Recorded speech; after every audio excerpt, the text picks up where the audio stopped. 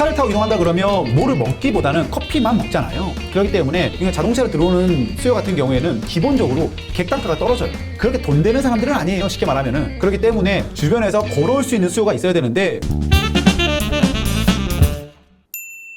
2022 타경 52252 DT로 괜찮은가요? 킨턴뿌리님, 그거는 원스터디 가서 물어봐도 될 것 같은데 그래도 제가 물어보셨으니까 이야기 드립니다.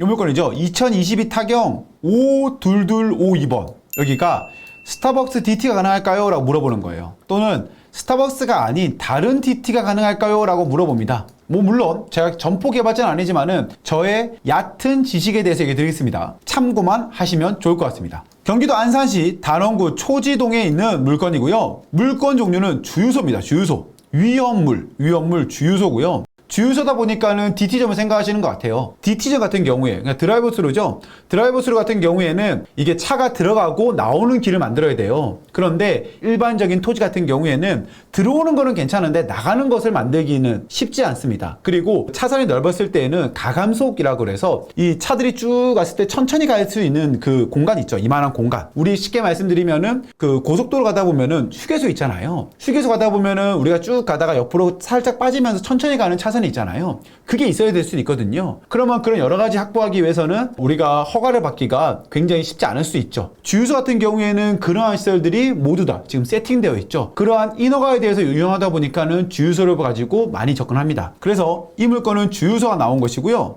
토지 면적은 789평. 어우, 굉장히 큽니다. 건물 면적은 129평. 129평이라 그러면 건축물이 좀 있는 것 같네요. 이거는 아무래도 DT를 하면 다 부시긴 하겠죠. 그리고 감정가는 59억 5천이고요. 최저가는 41억입니다. 자, 권리 분석을 보면은 말소 기준 권리가 2019년 11월 19일이고요. 모두 들어있는 임차인분들은 전부 다 2019년 이후인 2022년도에 사업자 등록을 했기 때문에 모든 사람은 말소 기준 권리 이후에 임차인이기 때문에 인도 명령 대상이 됩니다. 자, 여기까지 잘 알겠죠? 자, 그리고 사진을 보겠습니다. 주유소 치고 굉장히 큽니다. 아까 전에 이야기 드렸던 124평이 어떤 부분이 했더니 바로 이 부분인가 봐요. 이 부분. 편의점이 들어가 있네요. 편의점 있는 부분이 건축물로 잡힌 것 같고 이렇게 안에도 이렇게 팔고 있고요. 자, 그렇다면은 DT점이 제일 중요한 건 무엇이냐 했을 때에는 일단은 위치겠죠. 위치 보겠습니다. 자, 여기서 지금 봤을 때 로드뷰를 봤을 때에는 여기 있는 건데 몇 차선이에요 여기? 여기가 지금 1차선인가요?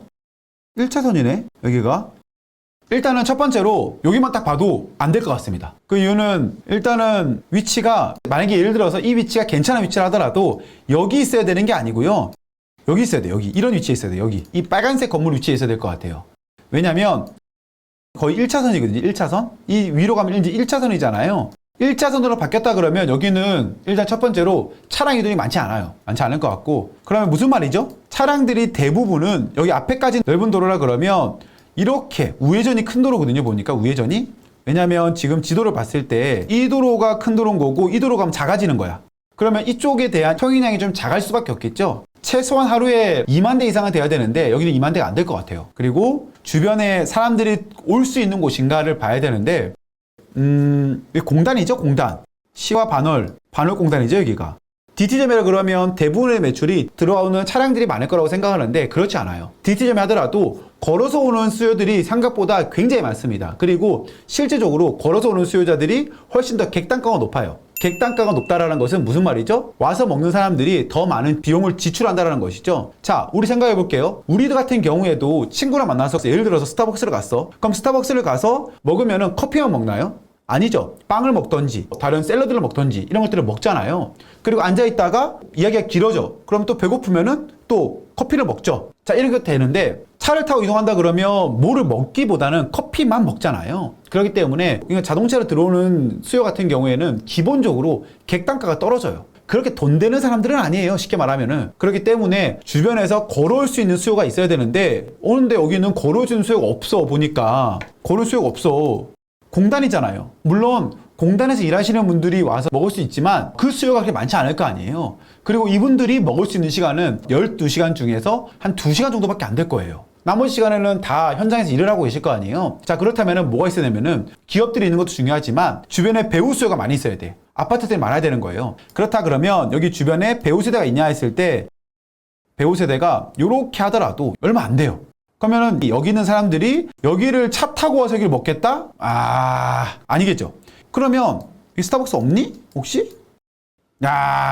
그죠?